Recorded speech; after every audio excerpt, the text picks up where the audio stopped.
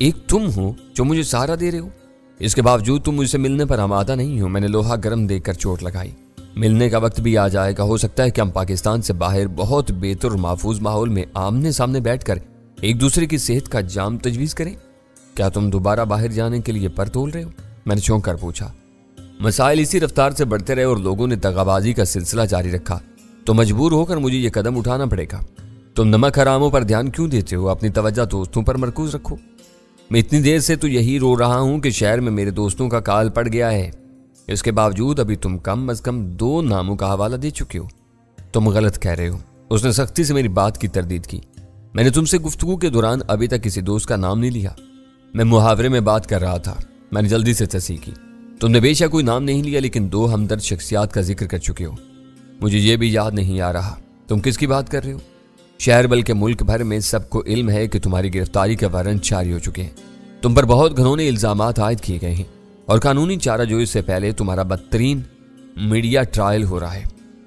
میں نے جان بوجھ کر خاموشی اختیار کر لی۔ ہاں بولتے رہو، میں سن رہا ہوں، اس نے بے چینی سے لقمہ دیا۔ اور پڑھے لکھے لوگ یہ بھی جانتے ہیں کہ کسی ملزم کو پناہ دینا یا اسے تعاون کرنا قابل سزا ہے۔ اس کے باوجود تمہارے ایک دوست نے اپنی گاڑی تمہارے تصرف میں دی ہوئی تھی، دوسرا تمہارا ڈینٹل سرجن ہے جس نے پولیس کو خبر دینے کی بجائے تمہاری خراب داڑھ نکال کر تمہیں واپس آنے دیا۔ اب مجھے اور نام بھی یاد آ رہے ہیں۔ مدن لال نے تمہیں پناہ دی، تمہارے کاموں کے لیے اپنے بیٹے کو استعمال کیا اور دونوں کسی ایجنسی کے برہمانہ گرفت میں آ گئے۔ اس وقت بھی تمہارے کسی خیر خواہ نے تم کو پناہ دی ہوئی ہے۔ شکوے شکایات اپنی جگہ پر ہیں، مگر ابھی یہ شہر اتنا بے مہر نہیں ہوا جتنا تم سمجھ رہے ہو۔ میں نے وہ تقریر بلا سبب نہیں کی تھی۔ اس نے ملک سے چلے جانے کا ذکر کر کے مجھے فکر مند کر دیا تھا۔ ملک سے باہر جانے کے بعد وہ ایک مرتبہ پھر ہماری دسترس سے نکل جاتا۔ حادثے میں تباہ ہونے والی کار کے سلسلے میں میری مدد مانگ کر اس نے مجھے ایک راہ فراہم کی تھی۔ کار کے مالک پر کام شروع کر کے ہم بہت جلد سوبراج تک پہنچ سکتے تھے۔ میری دلی خواہش تھی کہ وہ بس مزید چند دنوں کے لیے کراچی میں ٹکا رہے تاکہ ہم اس کی گردن ناپ سکیں۔ اس کے بعد کچھ بھی اس کے اختیار میں نہ رہتا۔ تمہاری سوچ منطقی ہے، میں ذرا جذباتی ہو کر سوچتا ہوں۔ اسے تحمل سے میری بات سن کر جواب دیا، شاید تم ٹھیک کہہ رہے ہو۔ ابھی یہ شہر میرے دوستوں سے خالی نہیں۔ یہ بتاؤ کہ گاڑی کے بارے میں تم مجھے کتنی دیر میں آگاہ کر رہے ہو؟ میں کسی قسم کا کوئی وعدہ نہیں کر سکتا، بات بننی ہوئی تو 10 منٹ میں بن جائے گی۔ کام کا آدمی ہاتھ نہ آیا تو کچھ بھی نہیں ہو سکے گا۔ یہ بتاؤ کہ حادثہ پیش آئے ہوئے کتنی دیر ہو چکی اور یہ کہاں ہوا تھا؟ ایسی دل توڑنے والی باتیں نہ کرو، میرے لیے یہ مسئلہ بہت اہم ہے۔ یہ واقعہ تقریباً 2 گھنٹے پہلے MT خان روڈ پر مائک کلاچی کراسنگ والے ٹریفک سگنل سے پہلے پیش آیا تھا۔ اس وقت وہاں کوئی پولیس والا نہیں تھا۔ 2 گھنٹے پہلے کا واقعہ ہے اور تم مجھے اب بتا رہے ہو؟ میرا ذہن معاف تھا، کچھ سمجھ میں نہیں آ رہا تھا کہ کیا کروں۔ یوں ہی ذہن میں تمہارا نام آیا، میں نے تمہیں فون کر ڈالا۔ چلو میں دیکھتا ہوں کہ کیا کر سکتا ہوں، یہ کہہ کر میں نے فون بند کر دیا۔ اول خان کو میری باتوں سے بڑی حد تک صورتحال کا اندازہ ہو گیا تھا۔ وہ کاغذ پر لکھے ہوئے کالی ہونڈا اکارڈ کے کوائف پہ پڑ چکا تھا۔ فون بند ہوتے ہی اس نے اپنا دائنا ہاتھ میری طرف بڑھا دیا۔ گڈ لک، اندازہ ہو رہا ہے کہ اب کوئی راہ ملی ہے۔ ذکیت سے بدظن ہو گیا، میں نے ہنستے ہوئے کہا۔ اب صحیح معنوں میں اس کے ستارے گردش میں آئے ہیں۔ کیا وہ باہر جانے کی بات کر رہا تھا؟ اس پر تم فکر مند ہو گئے تھے۔ وہ بھاگ گیا تو ہم اس کا کیا بگاڑ لیں گے؟ اس کا ملک سے نکلنا اتنا آسان نہیں ہے۔ اس کا نام ایگزٹ کنٹرول لسٹ میں آ چکا ہے۔ اسے کسی بھی ایئرپورٹ کا رخ کیا تو دھر لیا جائے گا۔ یہ نہ کہو، سرحدیں سیل ہیں، فوج اور رینجرز مامور ہیں، پھر بھی راہ کے 2 ایجنٹ ملک میں گھسنے میں کامیاب ہو گئے۔ یہ سب کاغذی باتیں ہیں، عملی طور پر کہیں نہ کہیں کوئی خلا رہ جاتا ہے۔ وہ چمن کے راستے زاہدان کی طرف نکل سکتا ہے، تورخم سے کابل جا سکتا ہے، ساری ایگزٹ لسٹ دھری رہ جائے گی۔ ایران یا افغانستان سے وہ دنیا کے کسی بھی ملک کا سفر کر سکتا ہے۔ ایسے لوگ پاسپورٹ اور ویزے ہر وقت تیار رکھتے ہیں۔ غیر قانونی حرکتوں سے روکنا واقعی مشکل کام ہے۔ مجھے ایسے بیان پڑھ کر ہنسی آتی ہے کہ کسی کو لوٹ مار، بدعنوانی کرنے یا امن و امان خراب کرنے کی اجازت نہیں دی جائے گی۔ سوال یہ پیدا ہوتا ہے کہ ایسا کرنے والے آپ سے اجازت کیوں نہیں لیں گے؟ قانون شکن عناصر ہر ملک میں اپنی منمانی کرتے ہیں۔ یہ اور بات ہے کہ بعد میں ان کا انجام کیا ہوتا ہے۔ اول خان اس کی گاڑی کو پیش آنے والے حادثے کی تفصیل سن کر خاصا معزوز ہوا۔ اس کار سوار کو دعائیں دو جس نے سوبراج کو سائڈ مارا۔ اب ایک ٹھوس سراغ سامنے آ گیا ہے، تم کو اس کی مدد کرنی چاہیے۔ میں کیا کروں گا؟ یہ کام تم ہی کو کرنا ہوگا۔ اول خان نے اپنی جیبی ڈائری نکالی اور متعلقہ تھانے کا فون نمبر تلاش کر کے رابطہ کرنے کی کوشش میں مصروف ہو گیا۔ اس وقت تھانے میں صرف محرم موجود تھا۔ افسران اپنے اپنے عملے کے ساتھ گشت پر نکلے ہوئے تھے۔ اس نے فون پر ذرا ڈپٹ کر بات کی تو اسے تھانے کے انچارج کا موبائل فون نمبر مل گیا۔ SHO کے لیے اول خان کا سرسری تعارف کافی ثابت ہوا۔ اس رتبے کے پولیس افسران STF کی اہمیت سے آگاہ ہوتے تھے۔ گاڑی تھانے میں نہیں لائی گئی تھی۔ کرین دستیاب نہ ہونے کی وجہ سے وہ کام اگلی صبح تک کے لیے ملتوی کر دیا گیا تھا۔ اسے سڑک کے وسط سے ہٹا کر کنارے سے ضرور لگا دیا گیا تھا۔ ان لوگوں کا خیال تھا کہ کالیا کارڈ والا حادثے میں زیادہ زخمی ہو گیا تھا۔ صبح تک کار کے کسی وارث کو تھانے سے رجوع کرنا چاہیے تھا۔ اس خیال سے حادثے کی FIR کاٹی گئی تھی۔ ناروزنامچے میں اس کا اندراج کیا گیا تھا۔ اول خان نے وہاں سے کار اٹھوانے کا ارادہ ظاہر کیا تو تھانے دار فوری طور پر رضامند ہو گیا۔ اسے تھانے سے رجوع کیے بغیر کار اٹھانے کی اجازت دی تھی۔ اس طرح وہ اپنے علاقے میں ایک حادثے کی ذمہ داری سے محفوظ ہو گیا تھا۔ پولیس کی طرف سے معاملہ صاف ہو گیا۔ اب کیا کرنا ہے؟ اول خان نے پوچھا۔ ہم میں سے کسی کو وہاں جانا ہوگا تاکہ گاڑی کے کاغذات سے نام پتہ وغیرہ لیا جا سکے۔ میں نے اپنی رسٹ واچ پر نگاہ ڈالتے ہوئے پرتشویش لہجے میں کہا، 11 بج چکے ہیں، مجھے پریشانی ہو رہی ہے کہ یہ لوگ کہاں رہ گئے، اب تک انہیں لوٹ آنا چاہیے تھا۔ ایسے وقت میں موبائل فون کی اہمیت کا اندازہ ہوتا ہے۔ ان لوگوں کے پاس کم از کم ایک انسٹرومنٹ ہونا چاہیے۔ وہ بہت کم باہر جاتے ہیں۔ آج عجیب اتفاق ہے۔ میری بات ادھوری رہ گئی چونکہ ہمارے گیٹ پر گاڑی رکنے کی آواز کے ساتھ ہارن سنائی دیا تھا۔ لو شاید آ گئے، اول خان بے ساختہ بول پڑا۔ دروازہ کھولنے کے لیے ابرار موجود تھا۔ چند لمحوں میں وہ تینوں ہنستے مسکراتے اندر آ گئے۔ یہ وقت ہے آنے کا؟ میں نے وال کلاک پر نظر ڈال کر خفگی سے کہا۔ میں نے جان بوجھ کر ان میں سے کسی کو مخاطب نہیں کیا تھا۔ دیر سویر کی بات کر رہے ہو، یہ نہیں پوچھا کہ ہمارے ساتھ ہوا کیا ہے؟ ویرا نے میرے سوال کا جواب دینے کی ذمہ داری اپنے سر لے لی۔ کیا ہوا تھا؟ اس بار میں نے اسی سے سوال کیا۔ زبردست حادثہ، اس نے خشک لہجے میں کہا۔ پیسنجر سیٹ کا پورا دروازہ پیچھے کر اندر گھس گیا ہے اور تم دیر سے آنے پر ملامت کر رہے ہو۔ وہ کوئی اچھی خبر نہیں تھی۔ میں اپنی جگہ بیٹھا رہا لیکن اول خان اضطراری انداز میں گاڑی کا معائنہ کرنے چل دیا۔ کوئی پریشانی لاحق ہو گئی تھی تو تم فون کر سکتی تھی۔ کسی کو کوئی چوٹ تو نہیں آئی؟ ضرور آئی ہوگی، ملاقات ہوگی تو پتہ چلے گا۔ وہ آنکھیں پھرا کر بولی۔ کیا بک رہی ہو؟ کس کی بات کر رہی ہو؟ میں تم تینوں کے بارے میں پوچھ رہا ہوں۔ خدا نے خیر کی ہے، اول خان واپس آتے ہوئے بولا۔ پورا دروازہ تباہ ہو گیا ہے، وہ مرمت کے قابل نہیں رہا ہے۔ دوسری گاڑی کا حشر زیادہ خراب ہوا ہے، ویرا نے اول خان کو بتایا۔ ٹکر کے بعد وہ الٹتے بچی تھی۔ وہ اندھا تھا یا نشے میں دھت ہو کر گاڑی چلا رہا تھا؟ اول خان کو غصہ آ گیا۔ تم کیا کہتے ہو اس کے بارے میں؟ ویرا نے سوال میری طرف منتقل کر دیا۔ میں دیکھ رہا تھا کہ اس دوران میں غزالہ اور سلطان شاہ کے لبوں پر ہلکا سا فخر امیز تبسم رقصاں تھا۔ مجھے شبہ ہو گیا کہ ویرا مجھے چکر دے رہی تھی۔ حادثے کے بارے میں ویرا پر غلط بیانی کا شبہ نہیں کیا جا سکتا تھا۔ اول خان اپنی آنکھوں سے گاڑی کا تباہ ہونے والا دروازہ دیکھایا تھا۔ میں الجھن میں پڑ گیا کہ ویرا کو کیا جواب دوں۔ اس وقت تک میرا ذہن ایک لمحے کے لیے بھی صوبراج کی طرف نہیں گیا تھا۔ مجھے ویرا کی کہانی میں کوئی شرارت کار فرمات نظر آ رہی ہے۔ میں نے غزالہ سے مخاطب ہو کر کہا، تم بتاؤ کہ اصل قصہ کیا تھا؟ خبردار، ویرا نے پلٹ کر تعدیب کی، تم نے زبان کھولی تو مجھ سے برا کوئی نہیں ہوگا۔ ذرا ان دونوں کے ذہنوں پر کچھ بوجھ پڑنے دو۔ تم لوگ گاڑی کو خاصا نقصان پہنچا کر آئے ہو، یہ فخر کی بات نہیں ہے۔ اول خان نے ویرا کو سمجھایا، ہو سکتا ہے کہ تمہاری کوئی غلطی نہ ہو، تم پورا واقعہ کیوں نہیں بتا دیتی؟ نقصان کی ذمہ داری سلطان شاہ کی ہے، گاڑی یہی چلا رہا تھا۔ ویرا نے برجستہ جواب دیا، مجھے خدا کو منہ دکھانا ہے، میں کسی اور کو جھوٹا الزام نہیں دوں گی۔ تم کسے سمجھا رہے ہو؟ میں نے اول خان سے کہا۔ ان چکروں میں نہ پڑو اور یہ بتاؤ کہ اس کی گاڑی کے لیے کرین کے بندوبست میں کتنی دیر لگے گی؟ میری زبان سے گاڑی اور کرین کا ذکر سن کر ویرا چونکی اور مانی خیز نظروں سے باری باری غزالہ اور سلطان شاہ کی طرف دیکھنے کے بعد بولی، تم کس کی گاڑی کے لیے کرین کا بندوبست کر رہے ہو؟ میرے جی میں آئی کہ میں بھی اسے کچھ نہ بتاؤں، لیکن وہ واقعہ اتنا اہم تھا کہ اسے زیادہ دیر تک ان تینوں سے نہیں چھپایا جا سکتا تھا۔ میں کچھ دیر بعد کامیابی کی اطلاع دینے کے لیے صوبراج کو فون کرتا تو انہیں از خود ہر بات معلوم ہو جاتی۔ آج تمہارے اور صوبراج کے ستارے خاصی حد تک مل رہے ہیں، وہ بھی بہت بری طرح اپنی گاڑی لڑا کر بیٹھا ہے، میں نے سکون سے بتایا۔ تمہیں کیسے پتا چلا؟ میرے جواب پر ویرا ہکا بکا رہ گئی۔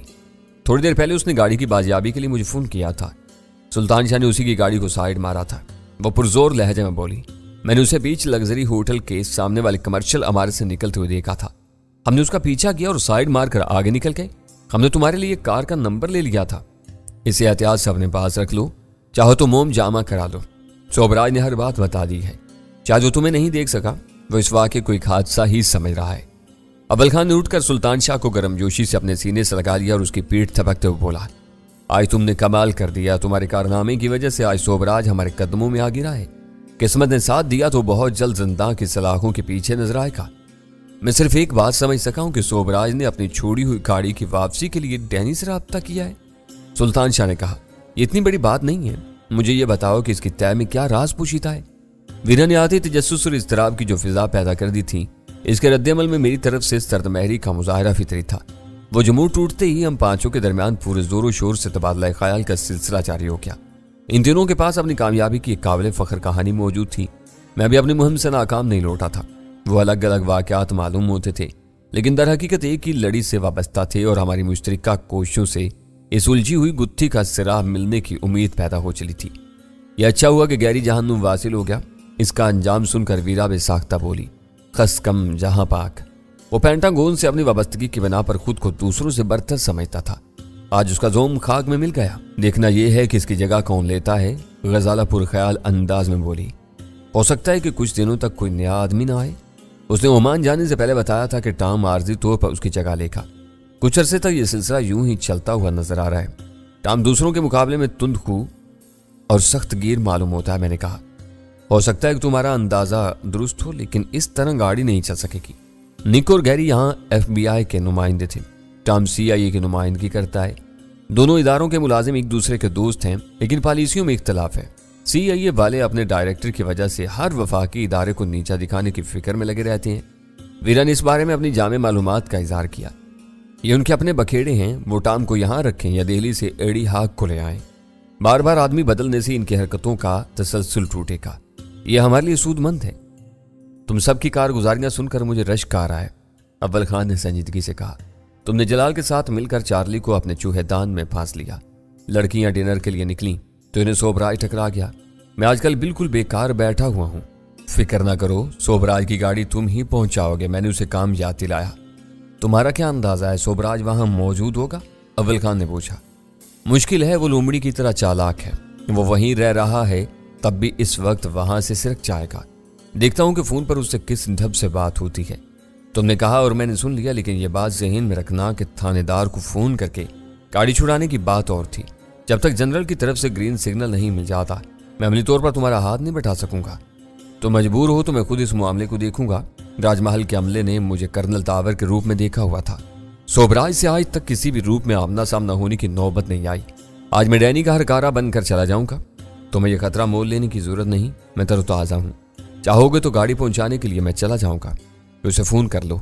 अव्वल खान ने मशवरा दिया। वो तुम्हारे इंतजार में बैठा सूख रहा होगा। सूखने दो। थाने से ऐसी गाड़ी छुड़ाना आसान काम नहीं है।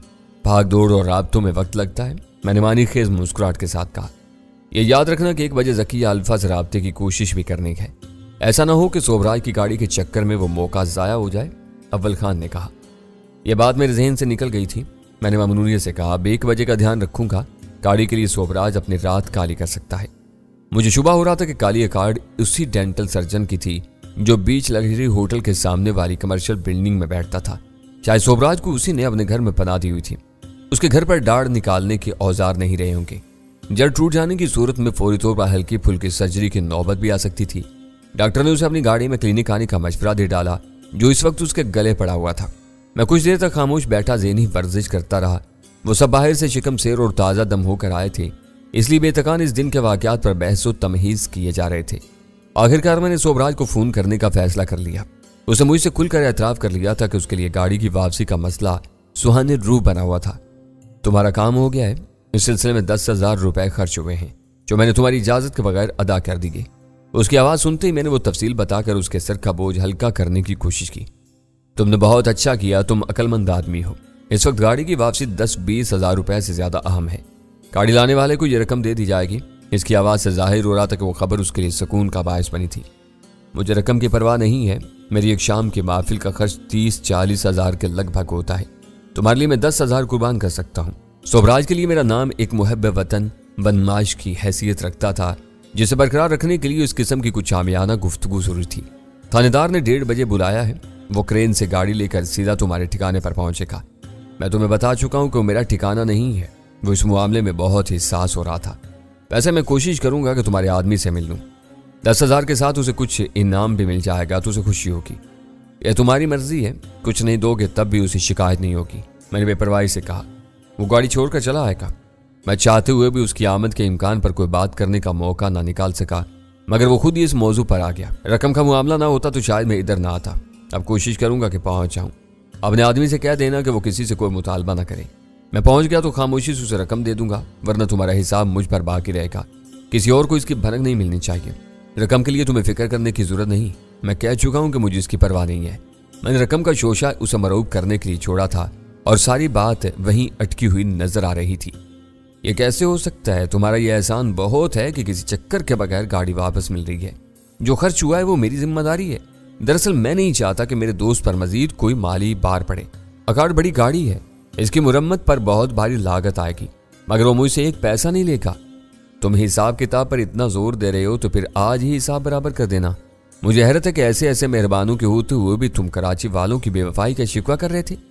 अब इन बातों को भूल जाओ। इस वक्त शायद मैं ज्यादा जज्बाती हो गया था। उसे मेरी बात के पहले हिस्से का जवाब नहीं दिया। तो क्या मैं समझ लूं कि तुमने मुल्क छोड़ने का इरादा मंसूख कर दिया है? इसके बारे में मैं कुछ नहीं कह सकता। मैं महसूस कर रहा हूं कि आजकल मेरे सितारे गर्दिश में आए हुए हैं। पंडित और काहन कहते हैं कि समंदर पार कर लिया जाए तो मुकद्दर की सारी नाहुस्तें दूर हो जाती हैं। मुझे जानकर हैरत हुई कि अपनी रोशन ख्याली और आजाद रवि के बावजूद वो आम हिंदुओं की तरह ओहाम परस्त था। तुम्हारे किसी पंडित ने यह नहीं बताया कि आदमी समंदर में गर्क हो जाए तो जरा सी देर में उसके सारे दिल दर्द दूर हो जाते हैं। ओहो, तुम मेरी बात से चिढ़ गए। ये पंडित और पुजारी अपने तजर्बे से गुर की बातें बताते हैं। मुझे इनकी सच्चाई का तजर्बा हो चुका है। मैं भी तजर्बे की बात कर रहा था। तुम्हारी बद्दुआएं गैरी को खा गईं। अफवाहें हैं कि उसको ले जाने वाली एम्बुलेंस मस्कत के करीब समंदर में गिरकर तबाह होगी। समंदर में गर्क होते ही वो तुम्हारे खौफ से आजाद हो गया। तुम्हारे मुंह में घी शक्कर। काश ऐसा ही हुआ हो। उसकी आवाज से खुशी का इजहार हो रहा था। मुझे कलक रहेगा कि हम दोनों मिलकर भी उसका कुछ नहीं बिगाड़ सके। दो बाजारी लुटेरे उसका हुलिया बिगाड़ कर चले गए। तुम बात नहीं समझे। मैं ये बता रहा था कि उसके सितारे भी गर्दिश में आए हुए थे। वो समंदर पार जा रहा था और समंदर ही की नजर हो गया। उसके साथ 3 आदमी और मरे हैं। समंदर पार का सफर हर एक को हमेशा रास नहीं आता। अफवाहों की धुन छटेगी तो पता चलेगा क्या हुआ था। ये कोई तकरीब कारी भी हो सकती है। आजकल यमन से ओमान तक के साहिली इलाकों में मजहबी इंतहा पसंदों का जोर है। अमेरिका से नफरत करते हैं। हो सकता है कि उन्होंने जहाज मार गिराया हो। उसने मेरी बात को यकसर नजरअंदाज कर दिया था। अगर गैरी मर चुका है तो मैं कुछ दिनों के लिए आराम से कराची में रह सकता हूँ।